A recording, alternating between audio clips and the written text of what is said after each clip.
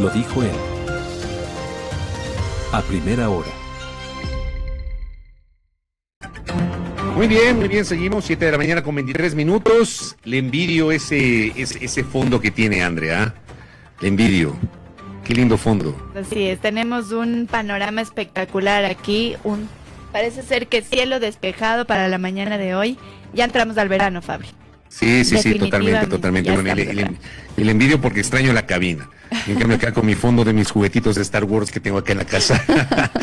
Bueno, a ver, hoy habrá novedades en la Asamblea Nacional. El día de hoy será el segundo definitivo debate de la reforma parcial a la Constitución respecto del establecimiento de las bases militares extranjeras en suelo ecuatoriano. Y por otra parte, se entiende que en estos días, por un lado, la Comisión Legislativa de Desarrollo Económico deberá presentar ya el informe para segundo y definitivo debate del proyecto de ley urgente llamado de Solidaridad Nacional, esto que originalmente el Ejecutivo le llamó como la ley para combatir las economías criminales, y al mismo tiempo abocará conocimiento y iniciará el trámite del otro proyecto de urgencia en materia económica sobre contratación pública.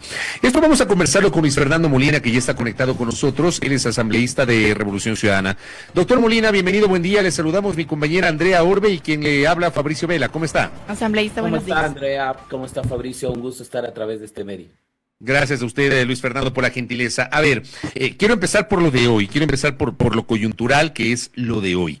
¿Cómo llega Revolución Ciudadana con sus 65 legisladores al segundo y definitivo debate del proyecto de reforma constitucional que busca modificar el texto del artículo 5 de la Constitución, que actualmente prohíbe el establecimiento de bases militares extranjeras en suelo ecuatoriano? ¿Ustedes van a mantener una postura radical de oponerse a esta reforma o podrían flexibilizar su posición, Luis Fernando? Bueno, nosotros hemos sido claros, incluso no solo dentro de esta legislatura, sino dentro de la anterior, en el sentido de la prohibición que existe precisamente para el establecimiento de bases extranjeras. A tal punto ha desarrollado el ordenamiento jurídico ecuatoriano que incluso la promoción de bases extranjeras está tipificado en el Código Integral Penal. Por lo tanto, al ser el artículo 5, como lo ha establecido la Corte Constitucional, uno de los elementos constitutivos del Estado, consideramos que el tema de bases extranjeras no debería ser objeto de una reforma parcial. Respetamos, pero no compartimos nosotros la postura o el criterio de la Corte Constitucional. Pero más allá de eso, nosotros hemos sido enfáticos en la necesidad de preservar elementos de soberanía nacional, por un lado, y por el otro lado, de hacer entrever lo que los efectos, no solo los efectos nocivos de lo que significó la base de Manta para los ecuatorianos, sino que esta base, años atrás, no cumplió con el objetivo que es la lucha contra el narcotráfico, es decir, los lineamientos que se habían planteado. Creemos más bien en la necesidad de un fortalecimiento de la política pública de seguridad integral que debe tener el gobierno en el combate al narcotráfico y al crimen organizado.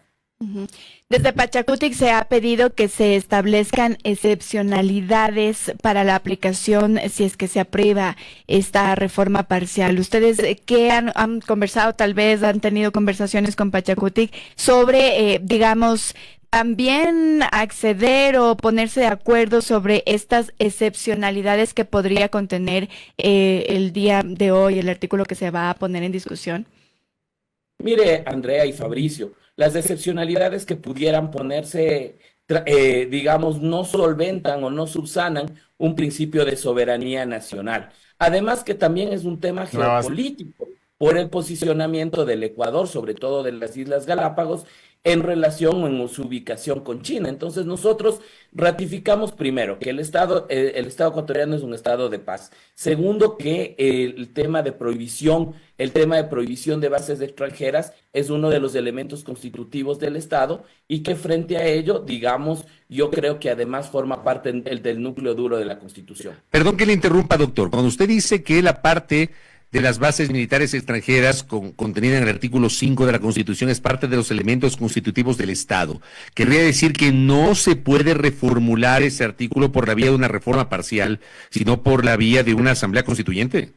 Por supuesto, por eso digo que respetamos, pero no compartimos el criterio emitido por la Corte Constitucional en la determinación de la vía. Pero también decirles en ese sentido que lo que pase en el legislativo debe ser refrendado por el mandante a través de un referéndum constitucional posterior, ¿no? Pero usted, ¿por qué no le convencen, por qué no les convence, doctor Molina, los argumentos por los cuales la Corte Constitucional decidió que la vía era la reforma parcial y no la Asamblea Constituyente? ¿Por qué no les convencen los argumentos?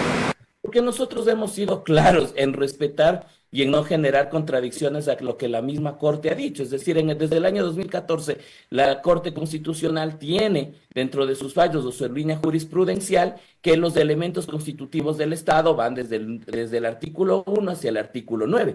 Entonces, fue no solo el constituyente, sino que la Corte determinó candados constitucionales para su modificación. El cambio de criterio no solo que contradice la jurisprudencia, sino que afecta el núcleo duro de la Constitución, sobre todo en lo que tiene que ver con principios de derecho internacional, la relación del Estado frente a terceros y sobre todo también los principios de soberanía nacional. Es decir, que van a ratificarse el día de hoy toda la bancada de la Revolución Ciudadana en votar en contra. Nuestra votación será en defensa de la soberanía nacional. ¿Pero en contra o abstención? Mire, eso es un tema que nosotros, insisto, en colectivo, lo venimos analizando, lo estamos analizando, vamos a seguir el debate y tomaremos la decisión en el momento de la votación. Es decir, aún no tienen un pronunciamiento definido, aún no tienen una decisión definida. Pero tenemos una postura clara de defensa de la soberanía nacional y los argumentos jurídicos por los cuales consideramos y creemos que esta reforma constitucional lo que hace es violentar precisamente el núcleo duro de la Constitución. Correcto. Dejemos ese tema de lado, que va a ser materia justamente del segundo debate el día de hoy.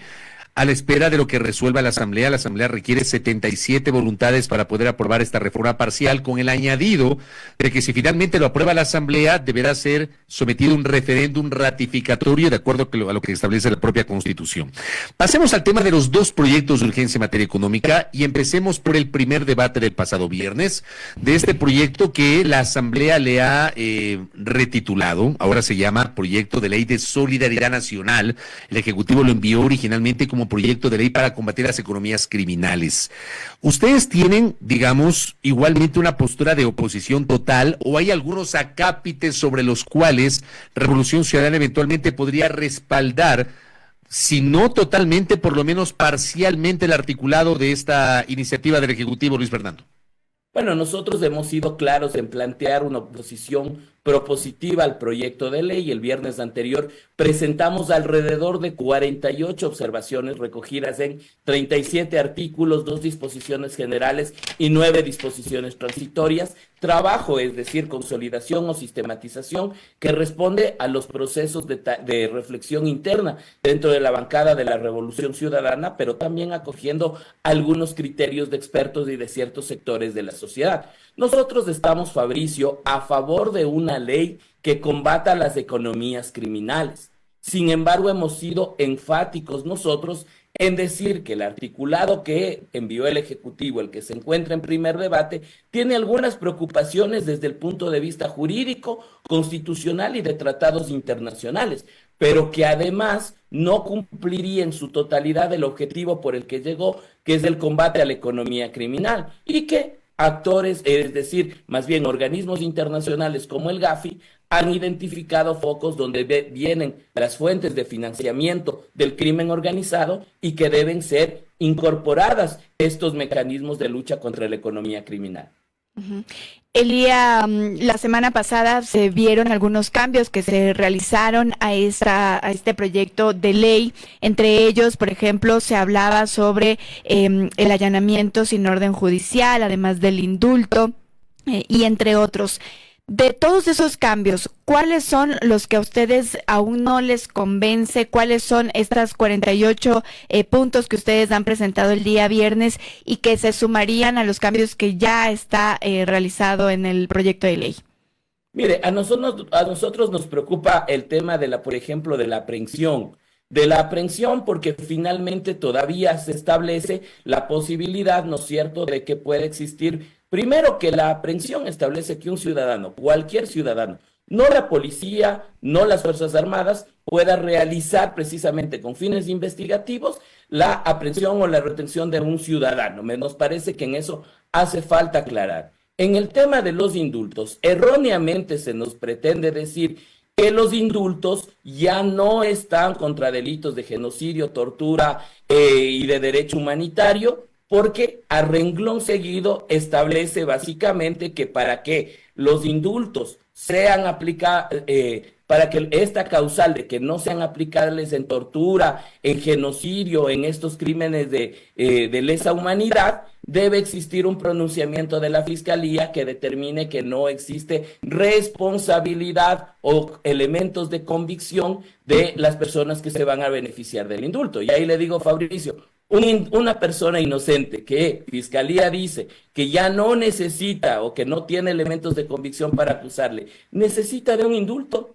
Entonces nosotros consideramos que todavía existen normas que hacen falta ajustar en el marco del respeto a la Constitución y en el marco de lo que significa también los tratados internacionales. Entonces, estos que han sido temas que se ha querido posicionar y decir que se han corregido, aún tienen elementos que a nosotros, que a la sociedad le preocupan. Y vamos al punto, a un ejemplo claro, lo que sucedió, lo que surgió en redes sociales el fin de semana de un allanamiento erróneo que se habría realizado en la ciudad de Guayaquil. Imagínense si esto ocurre sin la ley, ¿qué pasaría con el tema de cuando se encuentre en vigencia la ley? Entonces, por un lado, planteamos estas preocupaciones recogidas en las observaciones que hemos presentado, pero por otra también hemos evidenciado la necesidad de tres ejes que para nosotros son importantes en el tema de la economía criminal, en el combate a la economía criminal. Primero, fortalecer la unidad de análisis financiero.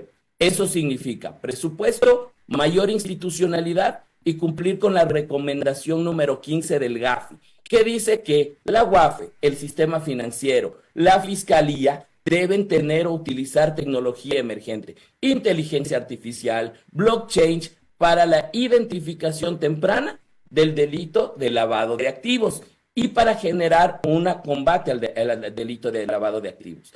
El segundo elemento, combatir las estructuras empresariales vinculadas al crimen organizado.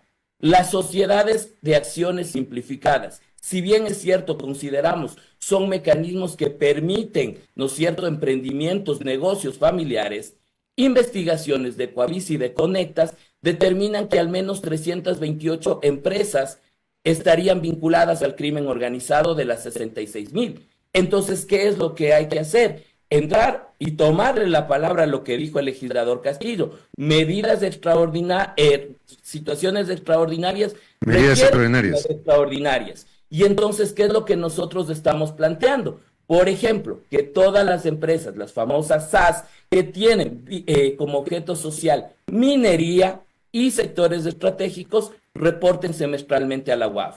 Que de aquí en adelante se prohíba que estas sociedades anónimas simplificadas se generen para sectores estratégicos y minería. Y también que la transformación de las sociedades anónimas, de los grupos económicos en sociedades anónimas simplificadas, solo se dé cuando se demuestran que ha existido pérdidas en los últimos 5 años para evitar la evasión tributaria.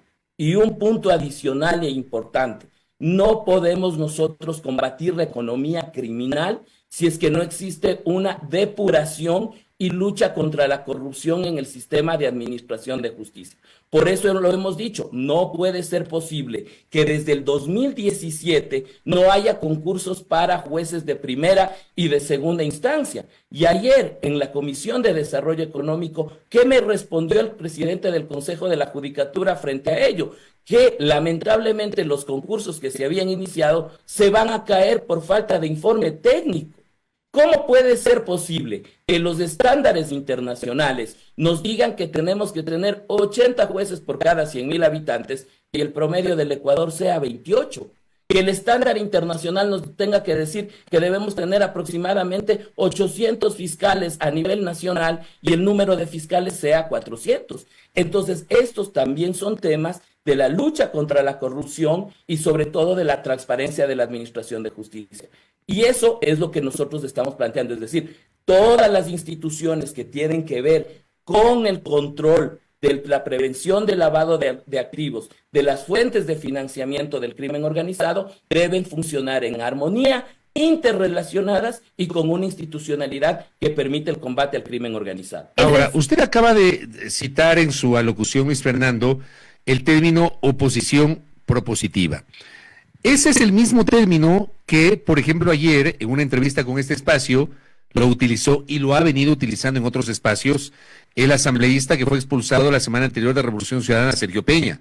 Él asegura que él está llevando adelante una oposición propositiva, que él presentó una serie de observaciones en su calidad de integrante de la Comisión Legislativa de Desarrollo Económico y que a la bancada no le importó aquello.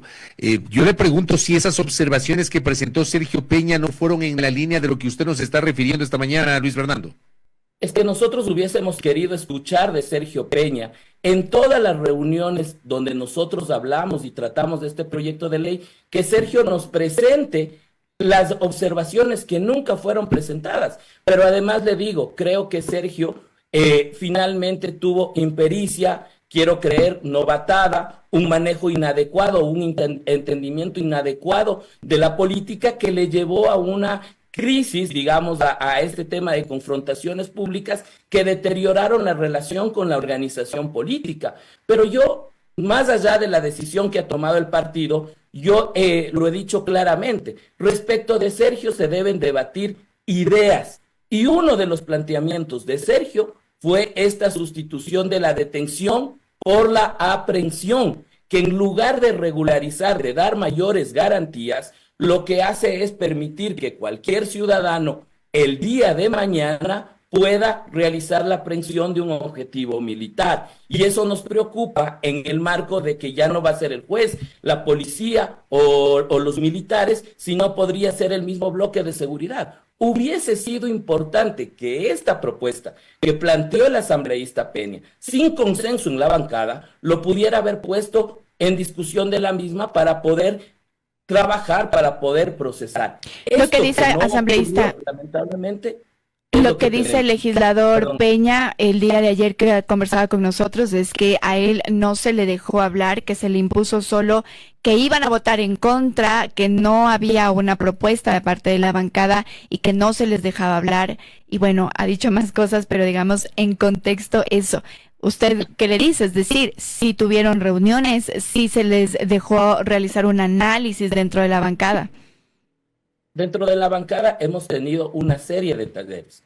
Talleres primero de reflexión interna entre el bloque legislativo, donde el asambleísta Peña estuvo presente, reflexiones y talleres con miembros de la sociedad civil, que nos hubiese gustado que esté el asambleísta Peña presente, y la oportunidad de construir. Mire, estas 48 observaciones que se han presentado han sido construidas por los 65 legisladores, han presentado la mayoría propuestas que tienen que ver con la relación de cómo combatir el crimen organizado en provincias como Manabí, como Guayas, y se han ido nutriendo. Por eso digo que lo que le faltó lamentablemente al asambleísta Peña es la posibilidad de pensar a la política en lo colectivo. Y digo un poco de impericia o de novatada, precisamente porque el asambleísta Peña, como usted Fabricio, como usted Andrea, que siguen la legislatura, saben que las propuestas pueden presentarse en primero y en segundo debate. Y la decisión política de la bancada fue presentarlo previo a la sesión de primer debate. Entonces, existieron los mecanismos correspondientes, pero lamentablemente lo que sí nos llamó la atención es una serie de votaciones erráticas del asambleísta Peña que contrariaban un poco la discusión o la línea que tenía la bancada. Primero, en apoyar a la presidencia de la Comisión de Desarrollo Económico al asambleísta Valentina Centeno. Segundo, las mociones que venían desde el bloque oficialista para su participación en el CAL y en el Comité de Ética. Y finalmente su votación en el informe de primer debate que contravenía un poco las decisiones que tomaba la bancada. Y no porque cada legislador pueda tener o no su criterio, sino porque el voto de cada uno de los miembros de la Comisión de Desarrollo Económico de la Revolución Ciudadana debe responder al sentir de nuestra organización política y a los debates internos en la misma, ¿no?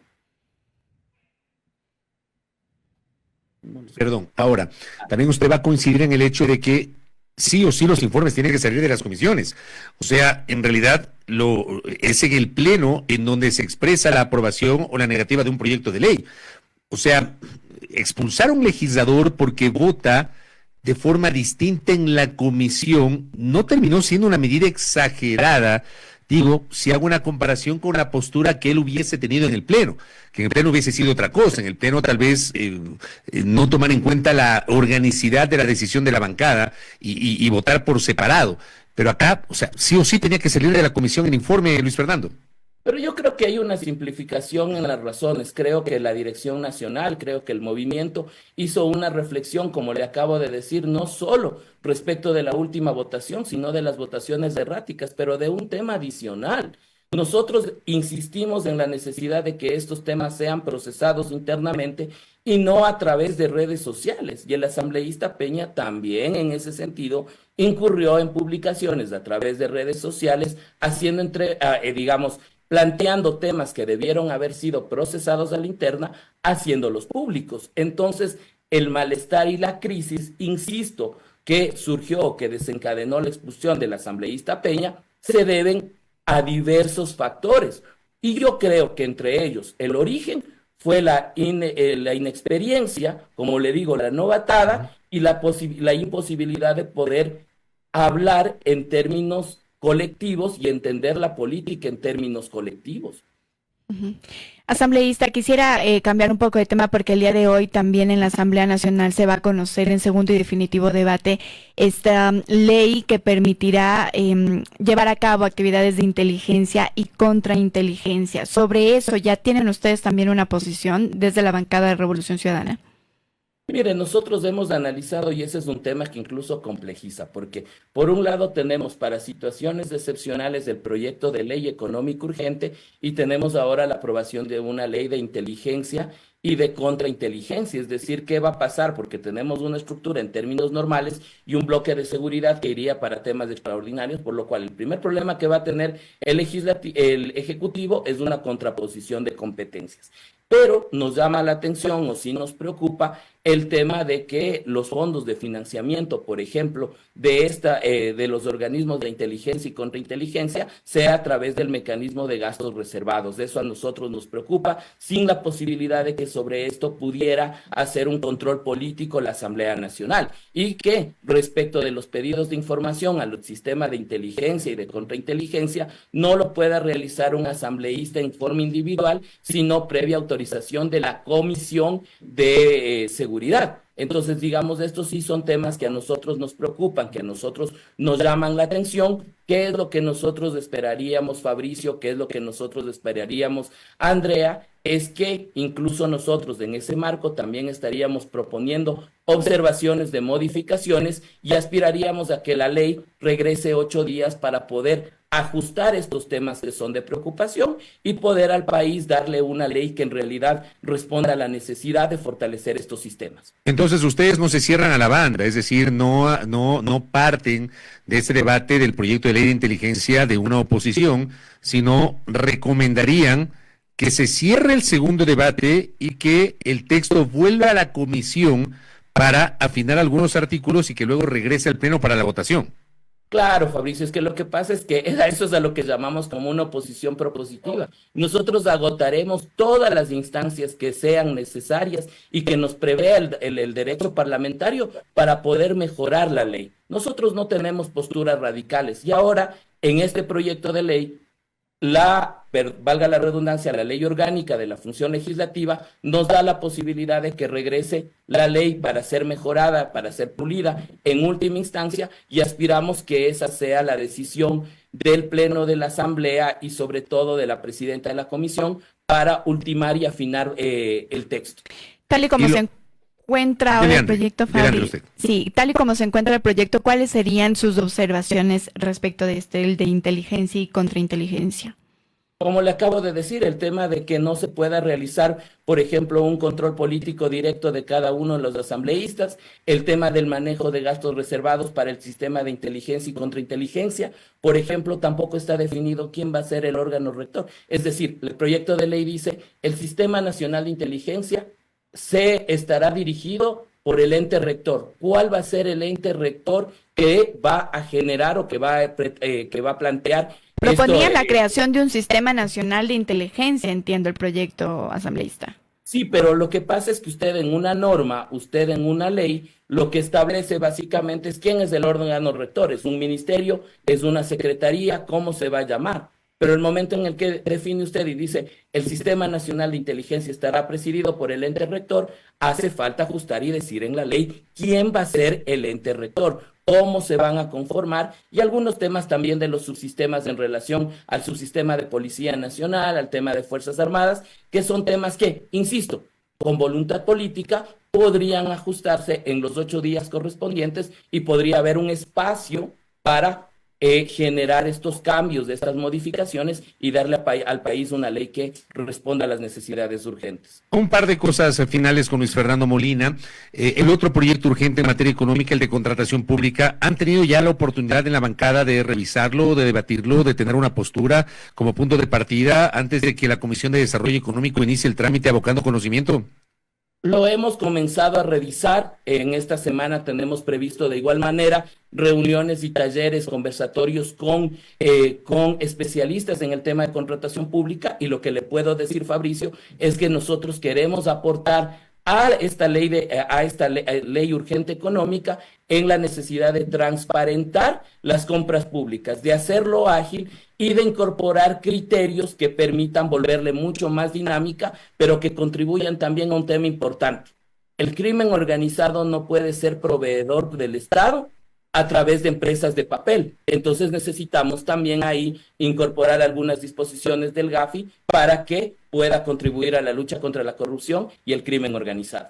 Y lo último, Luis Fernando, a propósito del tema de y antes sobre el tema de Mónica Salazar. Yo hice un comentario y me gustaría una reflexión suya, porque resulta que luego de que Mónica Salazar decide irse de la organización política, aparecen dentro de la propia Revolución Ciudadana, la persona del exsecretario jurídico Alexis Mera, advirtiendo que ella se va por una deuda que tiene con la CFN de cerca de $1 millón. Y uno se pone a pensar, ¿sabían eso? ¿No se dieron cuenta y ahora lo develan porque se les fue? 1, 2. El caso de Sergio Peña, lo ponen en la lista en la provincia del Guayas, y el señor está siendo procesado por un caso de presunta corrupción, que es el caso Danubio. Resulta que cuando se va el hombre, ahora sí aparecen y le dicen, le recuerdan este caso. Yo les pregunto si no se dan cuenta o cómo es que hacen ustedes los procesos de democracia interna, porque se van 2 personajes con una situación personal complicada, incluso a nivel judicial, y cuando se van aparecen con las acusaciones y con los cuestionamientos. Entonces esto como que no se ve muy bien, Luis Fernando. A ver, 2 temas, Fabricio. Yo creo que autocríticamente a la organización política debemos mejorar en los filtros y en los mecanismos de designación de nuestros candidatos. Ese es un tema a lo interno que lo trabajaremos no solo dentro del buró de la Dirección Nacional, sino también de las direcciones provinciales y cantonales, porque desde lo cantonal hacia lo provincial o nacional es desde donde inician los mecanismos de selección. Yo, en el segundo punto, respeto mucho el criterio de cada uno de mis compañeros legisladores, pero le insisto y me ratifico en un tema.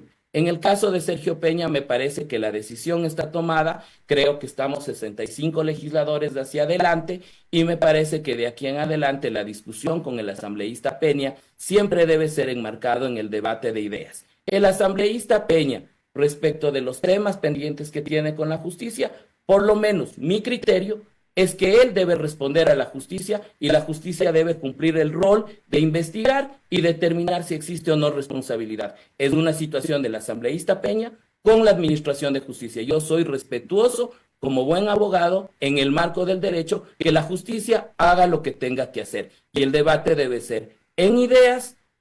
Y la confrontación no debe ser personal. Sí, pero algunos de sus compañeros se refieren a él y le citan el caso Danubio, o sea, y eso es lo que a mí me llama la atención, el hecho de que cuando era el asambleísta Peña parte de Revolución Ciudadana no mencionaban el caso Danubio, ahora que se fue, le recuerdan le recuerdan el caso Danubio, entonces como que no hay mucha coherencia en eso, Luis Fernando.